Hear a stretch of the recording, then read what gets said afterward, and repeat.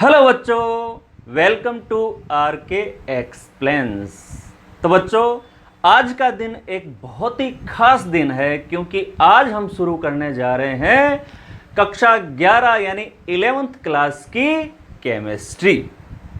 हम chemistry subject के बिल्कुल बेसिक यानी इसकी एबीसी से शुरुआत करेंगे और स्टेप बाय स्टेप आगे बढ़ते हुए सब्जेक्ट को बहुत अच्छे ढंग से तैयार करेंगे। तो हमारा ये प्यारा सा चैनल और हमारा ये बहुत ही खूबसूरत सा सब्जेक्ट केमिस्ट्री और आप लोग प्यारे प्यारे बच्चे, तो इन सब के साथ ये सफ़र बहुत ही आनंददायक होने वाला है।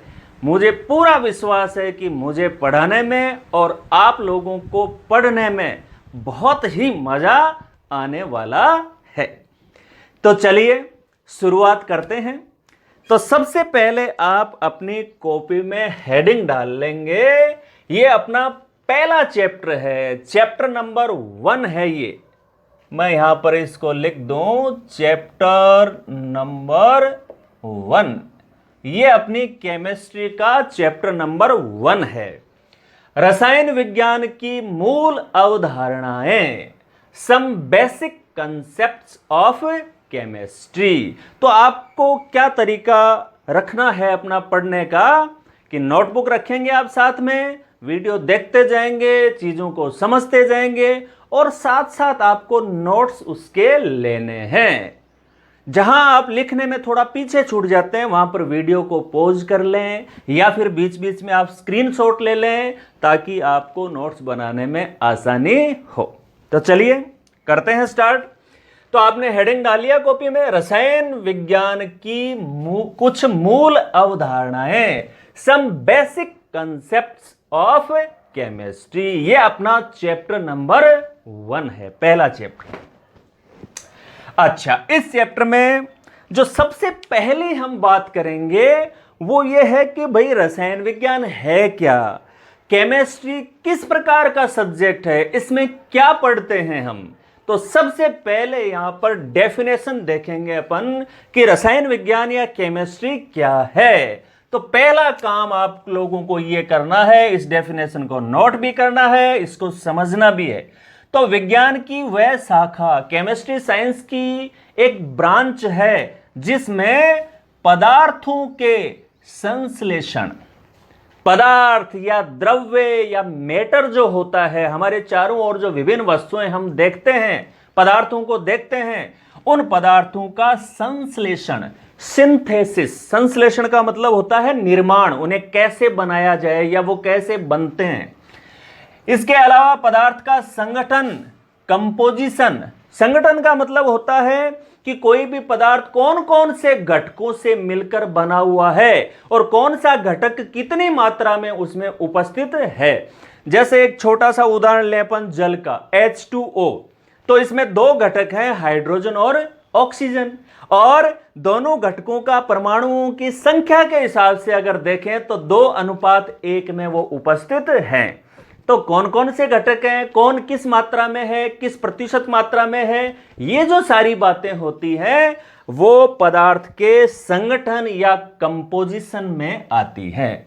इसी तरह से पदार्थ के गुण, पदार्थ में क्या क्या गुण है, कौन कौन सी प्रॉपर्टीज हैं, उसका गलनांक कितना है, क्वथनांक कितना है, उसमें गंध कैसी होती है, उसका कलर कैसा है, सारे उसकी जो गुण या प्रॉपर्टीज हैं उनका अध्ययन, और इसके साथ साथ पदार्थों की अभिक्रियाएं कि वो विभिन्न अन्य पदार्थों से क्रिया कैसे करता है, क्या बनाता है। जैसे कोई भी पदार्थ है तो उसकी ऑक्सीजन के साथ क्रिया होने से क्या बनता है, वो क्लोरीन के साथ कैसे अभिक्रिया करता है, वो जल के साथ कैसे अभिक्रिया करता है। ये सारी बातें अपन केमिस्ट्री में, रसायन विज्ञान में देखते हैं। तो पूरी बात का जो कंक्लूजन है, जो सारांश है इसका, वो ये है कि विज्ञान की वह शाखा जिसमें पदार्थों के संश्लेषण, संगठन, गुणधर्म और अभिक्रियाओं का अध्ययन किया जाता है, रसायन विज्ञान कहलाती है। तो कुल मिला के ये बात हमारे समझ में आ गई कि पदार्थ यानी मैटर का अध्ययन जो है वो केमिस्ट्री में किया जाता है। अब उसके अलग अलग पक्ष हैं, उसका संश्लेषण, उसके गुण, उसका संगठन, उसकी अभिक्रियाएं, सारे एस्पेक्ट्स आ जाते हैं। चलो, अब इसमें बार बार इस बात पे जोर दिया अपन ने कि भाई पदार्थों का अध्ययन करते हैं इसमें, और कोई भी चाहे पदार्थ हो, कोई भी मैटर हो, वो कौन से कणों से मिलकर के बना हुआ होता है। पदार्थ, किसी भी पदार्थ को हम छोटे भागों में बांटें और छोटे भाग में और छोटे भाग में बांटते चले जाएं तो सबसे अंततः पदार्थ का जो सबसे सूक्ष्मतम कण हम प्राप्त कर सकते हैं वो कौन सा होता है? परमाणु, एटम। और परमाणु जब मिलते हैं आपस में तो क्या बनाते हैं? अणु। अब हम पदार्थ का यदि अध्ययन कर रहे हैं तो पदार्थ को समझने के लिए, पदार्थ के गुणों को समझने के लिए परमाणुओं और अणुओं का अध्ययन करना ही होगा। तो अगर बेसिक लेवल पे हम जाके देखें तो केमिस्ट्री में जो पदार्थों का अध्ययन करते हैं, और पदार्थ किससे बने हुए होते हैं? परमाणुओं से और अणुओं से। इसका मतलब जो केमिस्ट्री है, रसायन विज्ञान है, उसे हम परमाणुओं व अणुओं का विज्ञान, the science of atoms and molecules भी कह सकते हैं। तो ये चीज आपको नोट डाउन कर लेनी है नीचे कि रसायन विज्ञान को परमाणु व अणुओं का विज्ञान भी कहा जाता है। अब यदि भारत के संदर्भ में देखें तो रसायन विज्ञान जो सब्जेक्ट है उसको भारत में उसके प्रचार प्रसार या उसके विकास में सबसे महत्वपूर्ण, प्रारंभिक दौर में सबसे महत्वपूर्ण जो योगदान था वो था प्रफुल्ल चंद्र राय का। इसीलिए प्रफुल्ल चंद्र राय को भारतीय रसायन विज्ञान का पितामह, फादर ऑफ इंडियन केमिस्ट्री कहा जाता है। इनकी केमिस्ट्री से रिलेटेड एक बहुत फेमस बुक है, वो है history of Indian chemistry. History of Indian chemistry की किस प्रकार से धीरे धीरे धीरे धीरे डेवलप होता हुआ जो केमिस्ट्री सब्जेक्ट है वो आज की स्थिति में आया है। उन सारे डेवलपमेंट के जो स्टेप हैं वो इसमें बताए गए हैं। तो ये एक छोटी सी बात है, छोटा सा तथ्य आपको ध्यान में रखना है। चलिए अब बात करते हैं कि जो रसायन विज्ञान सब्जेक्ट हम पढ़ने जा रहे हैं, हमें ये पता कम से कम होना चाहिए कि उसकी मुख्य मुख्य जो शाखाएं हैं, ब्रांचेज हैं, वो कौन कौन सी होती हैं। तो देखो, कुल शाखाओं या कुल ब्रांचेज की जहां तक बात है तो कुल शाखाएं तो आज के समय में केमिस्ट्री की बहुत सारी हैं, लेकिन हमारे लेवल की यदि हम बात करें, 11th क्लास के स्तर की यदि हम बात करें तो आपको ध्यान में रखना है कि हम जो पढ़ेंगे, हमारे जो चैप्टर्स हैं वो 3 शाखाओं में बंटे हुए हैं या 3 ब्रांचेज से संबंधित हैं, ये कह सकते हैं आप। तो रसायन विज्ञान को मुख्य रूप से मोटे तौर पर, वैसे तो शाखाएं बहुत हैं, लेकिन रसायन विज्ञान को मोटे तौर पर 3 शाखाओं में बांटा गया है। वो 3 शाखाएं कौन कौन सी हैं, इन शब्दों को अच्छी तरह से आपको समझना है। अकार्बनिक रसायन, अकार्बनिक रसायन जिसको कहा जाता है इनऑर्गेनिक केमिस्ट्री, इनऑर्गेनिक केमिस्ट्री, अकार्बनिक रसायन। दूसरी इसकी ब्रांच है कार्बनिक रसायन, ऑर्गेनिक केमिस्ट्री। और तीसरी इसकी ब्रांच है भौतिक रसायन, फिजिकल केमिस्ट्री। तो जिस रसायन विज्ञान की वह शाखा जिसमें अकार्बनिक यौगिकों का अध्ययन करते हैं वो अकार्बनिक रसायन हो गई, इनऑर्गेनिक केमिस्ट्री हो गई। जिसमें हम कार्बनिक यौगिक यानी ऑर्गेनिक कंपाउंड्स के बारे में पढ़ते हैं वो ऑर्गेनिक केमिस्ट्री हो गई। और जब रसायन के विभिन्न सिद्धांतों को समझने के लिए फिजिक्स के बहुत सारे सिद्धांत काम में लिए जाते हैं, या यूं कह सकते हैं कि इस शाखा में फिजिक्स और केमिस्ट्री दोनों का मेल होता है। यहां पर फिजिक्स के बहुत सारे प्रिंसिपल्स, सिद्धांतों को काम में लिया जाता है। जैसे थर्मोडायनेमिक्स है तो थर्मोडायनेमिक्स में दोनों के सिद्धांत आते हैं, केमिस्ट्री के भी आते हैं और फिजिक्स के भी आते हैं। तो मोटे तौर पर केमिस्ट्री की ये 3 ब्रांचेज हैं, इनऑर्गेनिक केमिस्ट्री, ऑर्गेनिक केमिस्ट्री और फिजिकल केमिस्ट्री। चलिए इसके बाद देख लेते हैं रसायन विज्ञान का महत्व, इम्पोर्टेंस ऑफ केमिस्ट्री। तो आप अपनी कॉपी में नया हेडिंग डालिए, हेडिंग नोट कीजिए, रसायन विज्ञान का महत्व, इम्पोर्टेंस ऑफ केमिस्ट्री। दैनिक जीवन के प्रत्येक क्षेत्र में रसायनों का अत्यधिक महत्व है। देखो, हमारे जीवन का, आज के समय में हमारे जीवन का ऐसा कोई भी क्षेत्र नहीं है जहां पर रसायनों का उपयोग न हो। रसायनों का प्रत्येक क्षेत्र में बहुत ज्यादा महत्व है। इसीलिए तो आज के समय को रसायनों का युग, द एज ऑफ केमिकल्स भी कहा जाता है। सुबह जैसे ही आप उठते हैं, टूथ ब्रश करते हैं, पेस्ट लेते हैं आप, तो टूथपेस्ट के ऊपर आप देखें, उसकी ट्यूब के ऊपर कंपोजिशन देखें, कम से कम 25-30 केमिकल्स के नाम आपको लिखे मिलेंगे। तो हमारी तो शुरुआत ही आजकल केमिकल से ही होती है। जितने भी पैकिंग की फूड मटेरियल, खाने की सामग्री आती है, सब में फूड प्रिजर्वेटिव नाम से केमिकल मिला हुआ आता है, जो उस खाद्य सामग्री को खराब होने से बचाता है। इसके अलावा जितने भी हम सामान, जितनी सामग्री हम आजकल यूज कर रहे हैं, उसमें केमिकल्स का निश्चित रूप से उपयोग है। तो रसायनों से घिरे हुए हैं हम। तो दैनिक जीवन के प्रत्येक क्षेत्र में रसायनों का अत्यधिक महत्व है। अगर मोटे तौर पर हम देखें कि भाई कौन कौन से फील्ड में क्या क्या इसका इंपॉर्टेंस है, तो उसके लिए इस तरह से 4-5 पॉइंट्स में इसको बांटा गया है। पहला पॉइंट जिसका अपन देखते हैं वो है कृषि, एग्रीकल्चर। तो कृषि में, एग्रीकल्चर में देखो, रसायनों का बहुत ज्यादा उपयोग है। एक तो इनका उपयोग कृषि में होता है उर्वरक के रूप में, फर्टिलाइजर्स के रूप में। जमीन का उपजाऊपन बढ़ाने के लिए जो केमिकल्स काम में लिए जाते हैं उनको कहते हैं फर्टिलाइजर। जैसे एक दो का नाम भी आप जानते हैं अच्छे से, जैसे उर्वरक में आप जानते हैं यूरिया। यूरिया अपन खेतों में काम में लेते हैं, जमीन का उपजाऊपन बढ़ाने के लिए यूरिया, तो वो उर्वरक है, एक रसायन है। मोस्टली जो हमारे फर्टिलाइजर्स होते हैं, उर्वरक होते हैं, वो 3 कैटेगरी के होते हैं, और वो 3 कैटेगरी है NPK, क्योंकि मृदा में इन 3 पोषक तत्वों की मुख्य रूप से कमी होती है, नाइट्रोजन, फास्फोरस, पोटेशियम, और इनकी पूर्ति करने के लिए उर्वरक फर्टिलाइजर्स काम में लिए जाते हैं। जैसे यूरिया है, वो नाइट्रोजन की कमी को दूर करता है। इसके साथ साथ खेती में जो कीटनाशक होते हैं, पेस्टिसाइड्स, उनका भी आजकल बहुत ज्यादा उपयोग है। जैसे फसल में कोई कीट लग जाता है, कोई रोग लग जाता है, तो हम सभी जानते हैं कि उसको नष्ट करने के लिए उस पर जिन रसायनों का छिड़काव, जिन रसायनों का स्प्रे किया जाता है, उन्हें कहते हैं कीटनाशक, पेस्टिसाइड्स। तो जमीन का उपजाऊपन बढ़ाने के लिए और जो हमारी फसल है उसको रोगाणु से, कीटाणु से, जीवाणु, कवक से बचाने में, दोनों में रसायनों का बहुत महत्वपूर्ण रोल है।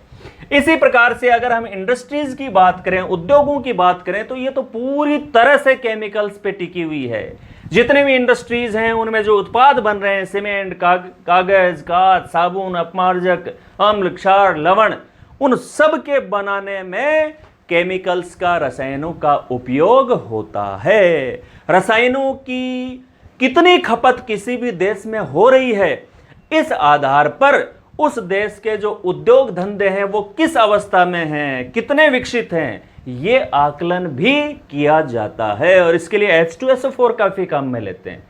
किसी भी राष्ट्र में H2SO4 की जितनी खपत इंडस्ट्रीज में हो रही है, इट मीन्स वहां की इंडस्ट्री उतनी ही ज्यादा डेवलप्ड है। अब इसके बाद तीसरा बहुत महत्वपूर्ण सेक्टर हम देखें, वो है हेल्थ सेक्टर, स्वास्थ्य का क्षेत्र। तो देखो, आज के समय में जो चिकित्सा की जो पद्धति काम में ली जा रही है, पुराने समय में हमारे यहाँ चिकित्सा की पद्धति काम में ली जाती थी आयुर्वेद, जिसमें बहुत सारे वनस्पतियों से, पेड़ पौधों से जो प्राप्त उत्पाद हैं उनकी सहायता से मोस्टली उसमें उपचार करते थे। लेकिन आज के समय में जो चिकित्सा पद्धति काम में ली जा रही है, जिसको अपन कहते हैं एलोपैथी, एलोपैथी में उपचार के लिए रसायनों का उपयोग होता है। इसीलिए इसको रसायन चिकित्सा या कीमोथेरेपी भी कहा जाता है। जितने भी किस्म की औषधियां हैं, मेडिसिन्स हैं, जैसे प्रतिरोधी या एंटीसेप्टिक्स हैं जो रोगाणु की जीवाणु की वृद्धि को रोकते हैं। अगर हमें बुखार हो जाए, टेम्परेचर ज़्यादा हो जाए बॉडी का, तो उसको कम करने के लिए ज्वरनाशी एंटीपायरेटिक्स, दर्द को कम करने के लिए दर्द निवारक एनाल्जेसिक्स। इसी प्रकार से शरीर में जो संक्रमण हो जाता है जीवाणु के कारण, वायरस के कारण, कवक के कारण, बहुत सारे कारणों से उनको नष्ट करने के लिए जो केमिकल्स काम में लिए जाते हैं उनको कहते हैं प्रतिजैविक एंटीबायोटिक्स। तो ये सारे जो अलग अलग दवाओं के जो प्रकार हैं, मेडिसिन के जो प्रकार हैं, वो सारे के सारे रसायन हैं। तो आज की जो चिकित्सा पद्धति है, आज का जो हेल्थ सेक्टर है, वो तो पूरा का पूरा डिपेंड कर रहा है केमिकल्स पर। अब इसमें देखें, यहां तक महत्वपूर्ण है ये कि आज के समय के जो सबसे ज्यादा दो भयावह रोग हैं, एड्स और कैंसर, इनके उपचार में, कैंसर के उपचार में यदि प्रारंभिक अवस्था में इनिशियल स्टेज पर रोग का डायग्नोसिस कैंसर का होता है तो सिस्प्लैटिन और टैक्सोल इनके उपचार में काफी मददगार हैं। इसी प्रकार से जो एड्स है उसके उपचार में एजिडोथाइमिडीन AZT औषधि बहुत महत्वपूर्ण है जो कि रसायन है। चलिए, हेल्थ सेक्टर के बाद अपन बात कर लेते हैं, वो है युद्ध के क्षेत्र में। ये सारे के सारे चार जो कैटेगरी, हमने 3 कैटेगरी पहले पढ़ी, ये सारे रसायनों के अच्छे उपयोग हैं, पॉजिटिव है ये। और इसके साथ साथ युद्ध का जो क्षेत्र है उसमें भी रसायनों पे बहुत कुछ निर्भर करता है।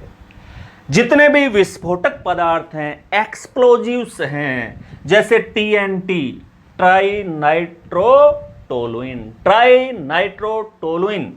और इसको शॉर्ट में कहते हैं TNT, डायनामाइट, ये विस्फोटक पदार्थ हैं। इसी प्रकार से व्यापक क्षेत्र में विध्वंस करने के लिए, बड़े क्षेत्र में क्षति पहुंचाने के लिए काम में लिए जाते हैं परमाणु बम, हाइड्रोजन बम। और युद्ध गैस के रूप में, वार गैस के रूप में काम में ली जाती है मस्टर्ड गैस, क्लोरोपिक्रीन, ये काम में ली जाती है। तो इनके प्रभाव से वनस्पति, जंतु सबके ऊपर ये दुष्प्रभाव डालती हैं और सब जो जीवन है वो इन गैसों के कारण नष्ट होता है। तो ये वार गैस के रूप में काम में ली जाती है। अच्छा, इसी क्रम में यदि अपन देखें तो देखो, रसायनों का उपयोग आजकल बहुत ज्यादा हो रहा है, इसमें कहीं कोई डाउट नहीं है।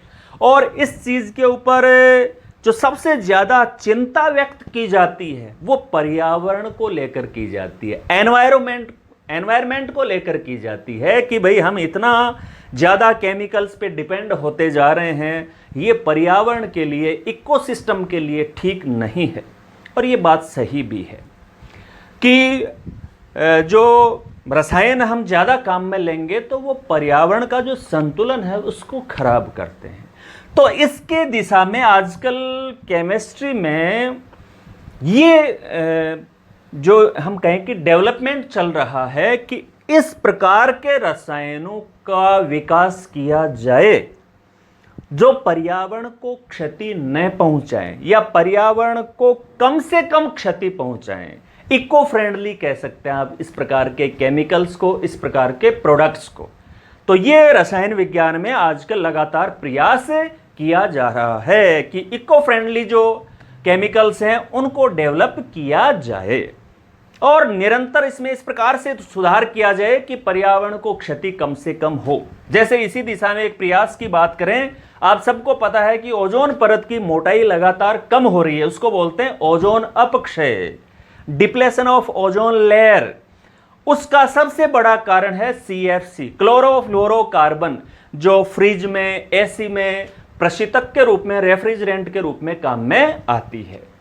तो इस चीज को रोकने के लिए क्या किया जा रहा है कि ऐसे नए रसायन बना लिए गए हैं जिनको सीएफसी की जगह काम में लिया जा सकता है, वो सीएफसी के प्रतिस्थापी हैं। सीएफसी की जगह उनको यदि हम काम में लेंगे तो वो प्रशीतन भी कर देंगे और ओजोन परत को नुकसान भी नहीं पहुंचाएंगे। इसी प्रकार से जो नए पर्यावरणीय मुद्दे हैं जो बहुत चिंता का विषय है, वो है ग्रीन हाउस इफेक्ट और इसी से जुड़ा हुआ ग्लोबल वार्मिंग। और ग्रीन हाउस इफेक्ट और ग्लोबल वार्मिंग की सबसे बड़ी जो कारण हैं, जैसे CO2 है, मीथेन है, ये जो गैसें हैं, CO2 की बढ़ती मात्रा लगातार ग्रीन हाउस इफेक्ट को बढ़ा रही है।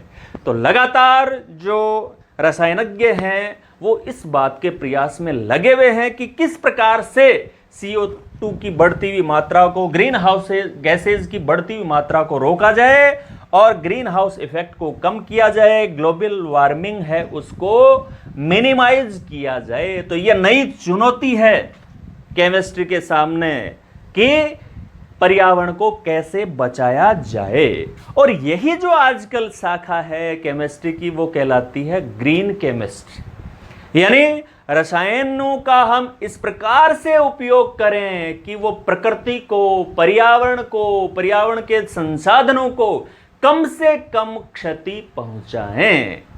इस प्रकार के सिद्धांतों का, इस प्रकार के तरीकों का अध्ययन केमिस्ट्री की जिस शाखा में करते हैं उसी को कहा जाता है ग्रीन केमिस्ट्री। तो ये सारे पॉइंट्स हमें ये बताते हैं कि आज के समय में केमिस्ट्री का, रसायन का महत्व बहुत ज्यादा है। चलो बच्चों, इसके बाद देखते हैं द्रव्य की प्रकृति, नेचर ऑफ मैटर। तो इसमें हम बात करेंगे कि द्रव्य या मैटर है क्या। रसायन विज्ञान में हम कह रहे हैं कि साहब इसमें द्रव्य का अध्ययन करते हैं, द्रव्य के गुणों का, संगठन का, अभिक्रियाओं का। तो द्रव्य या मैटर का मतलब क्या है, पहले इसको क्लियर करना बहुत जरूरी है।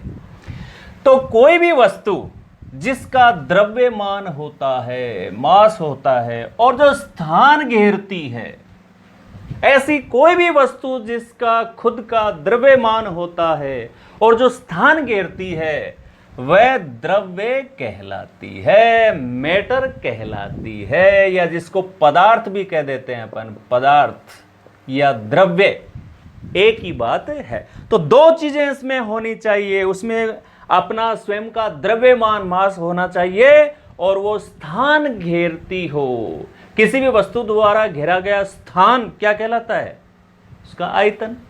तो दो चीजें उसमें होनी चाहिए, द्रव्यमान और उसका खुद का आयतन। तो अपने चारों ओर जितनी भी वस्तुएं हैं, टेबल, कागज, पेन, जल, जो कुर्सी, पंखा, जितनी भी वस्तुएं आप चारों ओर देख रहे हैं, जिनका खुद का द्रव्यमान है और जो स्थान घेरती हैं, वो सब पदार्थ यानी द्रव्य हैं। चलो, अब इसमें एक छोटा सा प्रश्न हो जाए, प्यारा सा प्रश्न हो जाए कि क्या वायु द्रव्य है? हमारे चारों ओर जो वायु है, क्या वो द्रव्य है? हाँ, वायु भी द्रव्य है। स्थान तो घेर ही रखा है अपने चारों ओर उसने, और उसमें द्रव्यमान भी होता है। छोटी क्लासेज में जो आपने एक्सपेरिमेंट पढ़ा था कि पहले खाली जो गुब्बारा होता है उसका वजन कर लेते हैं, फिर उसमें हवा भर के उसका दोबारा वजन करते हैं, दोबारा उसका द्रव्यमान देखते हैं, तो यह द्रव्यमान पहले की अपेक्षा अधिक आता है। और ये प्रमाणित करता है, ये प्रूव करता है कि वायु में द्रव्यमान होता है। खैर, अब आगे बढ़ते हैं कि ये जो द्रव्य है, पदार्थ है, मैटर, वो कितनी अवस्थाओं में पाया जाता है। तो वैसे तो देखो, आजकल द्रव्य की ये जो तीन अवस्थाएं हैं, उनसे आगे भी दो अवस्थाएं मानी जाती हैं। प्लाज्मा स्टेट कहते हैं, एक बोस आइंस्टीन कंडन स्टेट होती है, लेकिन ये हायर क्लासेज में आप इनके बारे में पढ़ेंगे। फिलहाल अपने को क्या करना है कि पदार्थ मुख्य रूप से तीन अवस्थाओं में पाया जाता है। द्रव्य की तीन अवस्थाएं होती हैं, ठोस यानी सॉलिड, द्रव यानी लिक्विड, और गैस। ये तीन अवस्थाएं पाई जाती हैं पदार्थ की। अब हमें यह समझना है कि इन तीनों अवस्थाओं में क्या फर्क है, बेसिक रूप से डिफरेंस क्या है इन तीनों जो स्टेट्स हैं उनमें। तो कोई भी पदार्थ, देखो एक ही पदार्थ तीनों अवस्थाओं में रहता है। जैसे H2O की बात करें, ठोस रूप में है तो उसको बर्फ कहते हैं, द्रव रूप में होता है तो उसको जल कहते हैं, जब वो वाष्प के रूप में भी वो होता है, वाष्प प्रावस्था उसकी होती है, भाप जिसको अपन कहते हैं। तो पदार्थ तो H2O ही है तो तीनों में ही H2O के अणु ही, खाली अवस्था अलग अलग है। तो जब अणु सेम है, पदार्थ वही है, तो ये इसकी अलग अलग अवस्थाएं कैसे बनती है, उनमें क्या डिफरेंस होता है, ये हमें समझना है यहां पर। तो देखो यहां पर उनकी संरचना में फर्क क्या है, ये जो तीनों डायग्राम आप देख रहे हैं इनमें इस बात को बिल्कुल क्लियर कर दिया गया है। कैसे? ठोस अवस्था में देखें आप, अणु बिल्कुल पास पास है, पास पास है। इसका मतलब इससे दो चीजें और हमें पता लगती हैं। एक तो हमें यह पता लगता है कि इसमें अणुओं के बीच में जो आकर्षण बल होता है, अणुओं के बीच में आकर्षण बल होता है, उसको कहते हैं अंतराणुक आकर्षण। वो सबसे स्ट्रॉन्ग है, सबसे प्रबल है, तभी तो वो एक दूसरे को तेजी से या प्रबलता से खींचते हैं और नजदीक होते हैं। और अणुओं के बीच में जो दूरी होती है जिसको बोलते हैं इंटरमोलेक्यूलर डिस्टेंस, अंतराणविक जो दूरी होती है वो सबसे कम होती है। तो बल तो सबसे स्ट्रॉन्ग है और अणुओं के बीच में दूरी है वो सबसे कम है। अच्छा, अब जैसे ही इस ठोस को गर्म करते हैं, किसी भी ठोस को गर्म करते हैं, तो गर्म करने से क्या होगा, अणुओं के बीच में जो आकर्षण बल है वो कमजोर पड़ते हैं, क्योंकि ऊर्जा मिलती है तो ऊर्जा मिलने से बंध टूटते हैं, तो कमजोर पड़ते हैं। और जैसे ही इनके बीच में आकर्षण बल कमजोर पड़ेंगे, अणु एक दूसरे से दूर दूर जाएंगे, और दूर दूर जाएंगे, देखो दूर दूर जाते ही वो अपनी ठोस अवस्था से किस अवस्था में बदल गया, द्रव अवस्था में बदल गया। अब इस द्रव अवस्था में ठोस की बजाय अणुओं के बीच में दूरी ज्यादा है, ठीक है। और अब इस द्रव को और आगे अपन गर्म करें तो क्या होगा, इसके जो बीच में अणुओं के बीच में आकर्षण बल है वो और कमजोर पड़ जाएंगे, अणु और दूर दूर चले जाएंगे और ये गैस अवस्था में परिवर्तित हो जाएगा। इसका मतलब इन तीनों में, ठोस में अंतराणविक बल सबसे स्ट्रांग होते हैं और गैस में सबसे कमजोर, दूरियां सबसे कम ठोस में होती हैं और गैस में सबसे ज्यादा। तो ये तीनों डायग्राम आपको बनाने हैं और उनके नीचे तीनों में फर्क करने के लिए तीनों अवस्थाओं की जो विशेषता है, तीनों अवस्थाओं की वो देखें आप। ठोस अवस्था, इसमें दोनों विशेषताएं, आकार निश्चित होता है, क्योंकि इसमें तो अणु अपने स्थान पर मजबूती से बंधे हुए रहते हैं, तो आकार उनका निश्चित रहता है, बदलता नहीं है, बदलता हुआ नहीं रहता इनका आकार। और आकार निश्चित है तो आयतन तो निश्चित होना ही है, क्योंकि अपने अणु फैलते नहीं हैं, अपनी स्थिति पर मजबूती से बंधे हुए हैं। तो ठोस अवस्था की विशेषता है ये दोनों, नोट कर लें इनको, आकार निश्चित होता है और आयतन भी निश्चित होता है। द्रव अवस्था में यदि हम बात करें तो द्रव अवस्था में आकार निश्चित नहीं होता। जैसे पानी है, पानी को आप जैसे पात्र में भरोगे वैसा ही आकार वो ग्रहण कर लेगा, जैसे पात्र में आप पानी को भरोगे वैसा आकार हो जाएगा उसका अपना, द्रव का अपना कोई खुद का कोई निश्चित आकार नहीं होता। लेकिन आयतन निश्चित होता है। 1 लीटर अगर उसका आयतन है तो किसी भी पात्र में डाल दो, आयतन तो 1 लीटर ही रहेगा उसका, तो आयतन निश्चित होता है। और गैस के मामले में ये दोनों ही बातें अनिश्चित होती हैं। गैस का ना आयतन निश्चित होता है और ना आकार। जैसे किसी 1 लीटर वाले पात्र में गैस भरी हुई है, उसी गैस को आप 5 लीटर वाले पात्र में डालोगे तो उस पूरे पात्र में फैल जाएगी वो, अब उसका आयतन 5 लीटर हो गया। और आयतन ही निश्चित नहीं है तो आकार निश्चित होने का तो कोई मतलब ही नहीं है। तो गैस प्रावस्था के आकार और आयतन दोनों ही अनिश्चित होते हैं। तो ये दोनों विशेषताएं आपने नोट कर ली। अब इन तीनों प्रावस्थाओं में जो अंतर हमने देखा था, अंतराणविक दूरी, अंतराणविक आकर्षण बलों का, उसके लिए आप ये जो विशेषताएं लिखी हैं उनके नीचे ये 2-3 इनके जो क्रम हैं उनको आप और नोट कर लें तो ये बात ज़्यादा अच्छे ढंग से अपने समझ में आएगी। तो इसमें आपको क्या करना है, इसमें आप एक तो नोट डाउन कर लेंगे अंतराण्विक आकर्षण बल।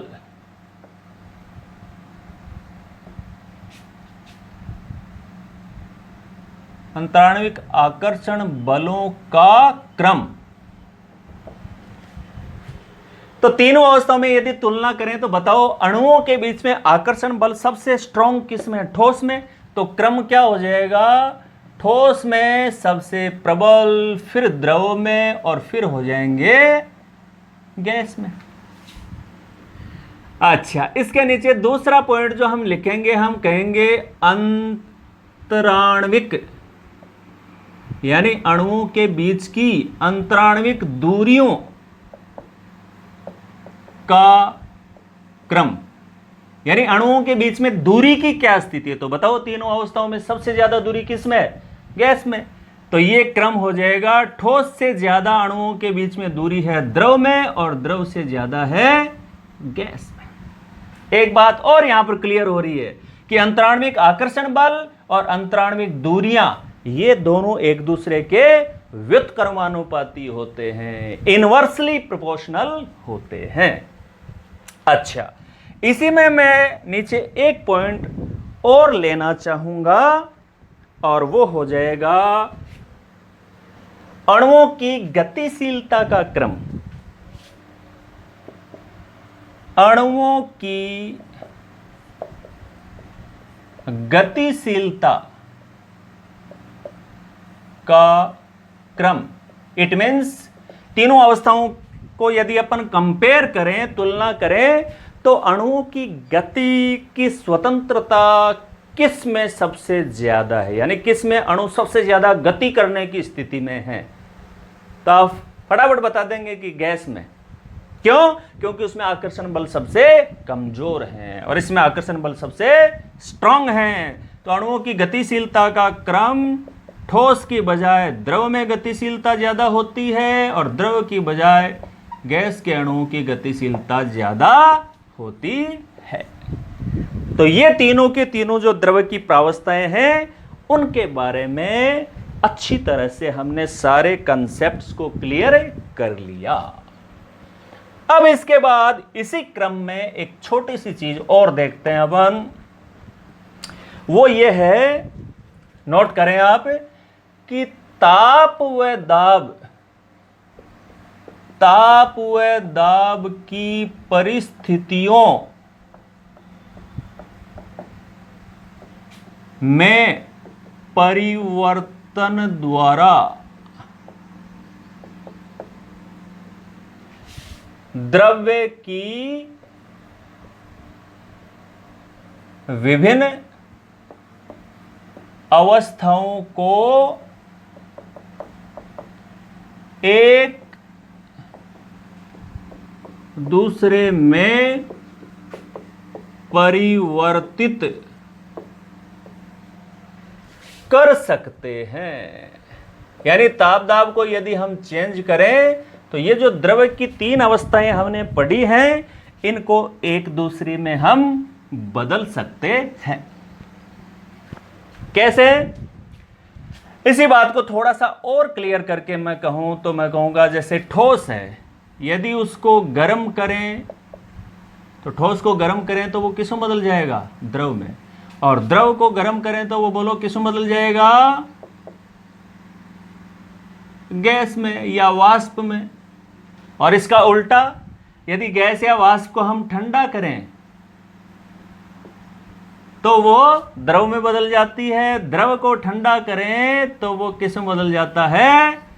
ठोस में। तो ताप दाब की परिस्थितियों में यदि हम चेंज करें तो इन अवस्थाओं को एक दूसरे में आसानी से बदल सकते हैं।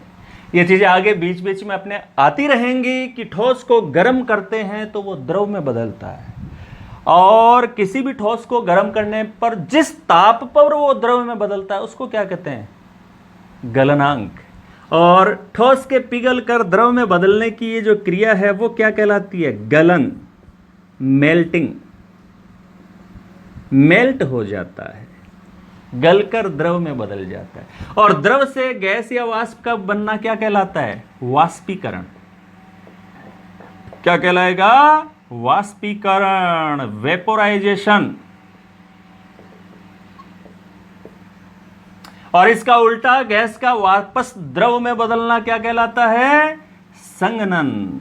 गैस या वाष्प का द्रव में बदलना कहलाता है संघनन, कंडेंसेशन।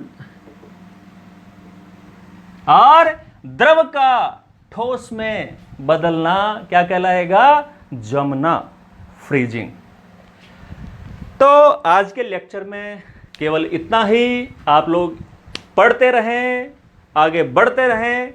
All the best.